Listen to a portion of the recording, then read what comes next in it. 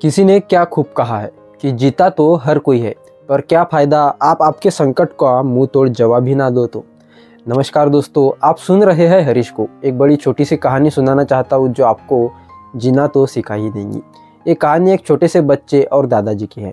एक बार छोटा सा बच्चा अपने गर्मियों की छुट्टी में दादाजी के घर आता है छुट्टियाँ मनाने, और तभी वो दादाजी से बहुत बातें करता है, दादाजी के साथ बहुत मजाक करता था। अब ऐसे में वो एक बार दादाजी से कहता है कि दादाजी, मुझे अपने जीवन में बहुत बड़ा आदमी बनना है, मुझे आपका मम्मी पापा का नाम ऊंचा करना है, तब आप उसके लिए मुझे क्या सलाह दे सकते हैं। और तब दादाजी उसे तब तो कुछ भी नहीं कहते, पर दूसरे दिन एक मार्केट में लेकर जाते हैं। वहाँ से दो छोटे छोटे पौधे अपने घर लेकर आते हैं। एक को बाहर बगीचे में लगाते हैं और दूसरे को अंदर एक छोटे से मटके में लगवा देते हैं। अब ऐसे में उससे दादाजी कहते हैं कि बेटा, अब बताओ, ये दोनों पेड़ जो हमने एक बाहर और एक अंदर छोटे से मटके में लगाया है, उसमें से सबसे बड़ा, सबसे अच्छा और काफ़ी हरा भरा, काफ़ी ताकतवर पेड़ कौन सा होगा। तभी बच्चा कहता है कि दादाजी, ये तो जाहिर सी बात है, क्योंकि जो हमने घर में पौधा लगाया है वही सबसे बड़ा, सबसे अच्छा रहेगा, क्योंकि हम उसकी रोज़ देखभाल करेंगे, उसे रोज़ पानी देंगे। तो ऐसे में तो यही काफ़ी बड़ा, काफ़ी ताकतवर होने वाला है, जिसकी जड़ें भी मजबूत होंगी। और जो बाहर पेड़ है उसका तो बुरा हाल होने वाला है, क्योंकि उसके साथ छोटे बिल्लियाँ, कुत्ते, बच्चे और जंगल के कुछ नुकसानों की वजह से उसका काफ़ी बड़ा नुकसान होगा। कुछ तूफान की वजह से वो तो झड़ जाएगा, उसके ऊपर पत्ते भी नहीं रहेंगे। ऐसे में जो हमारे घर में पेड़ है वही काफ़ी मजबूत होगा। और तब दादाजी उससे कुछ भी नहीं कहते, हंसते हैं और वहाँ से निकल जाते हैं। और वो बच्चा अपने घर चले जाता है।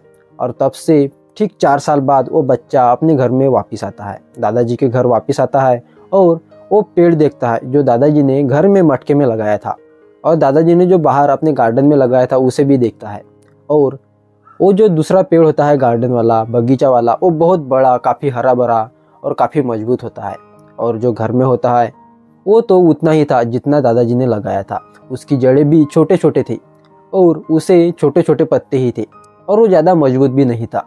ये सारी चीज़ें देखकर वो दादाजी से कहता है कि दादाजी, ये तो पेड़ काफ़ी बड़ा और मजबूत होना चाहिए था, पर ये काफ़ी छोटा, और जो हमने बाहर लगाया था जिसके ऊपर काफ़ी खतरा था, वो तो काफ़ी बड़ा हो चुका है।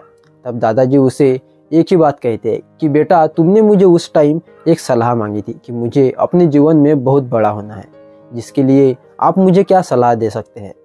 बिल्कुल इस पेड़ की तरह मैं तुम्हें एक सलाह दूंगा। तुमने सोचा था कि जो घर में पेड़ है उसकी हम देखभाल करेंगे, तो ऐसे में वो काफ़ी बड़ा होगा, उसे कुछ भी संकट का सामना नहीं करना पड़ेगा, तो ऐसे में वो मजबूत कैसे होगा। जो हमने बाहर पेड़ लगाया था उसने सारे संकटों का सामना कर लिया था, सारी चीज़ें उसने देख ली थी।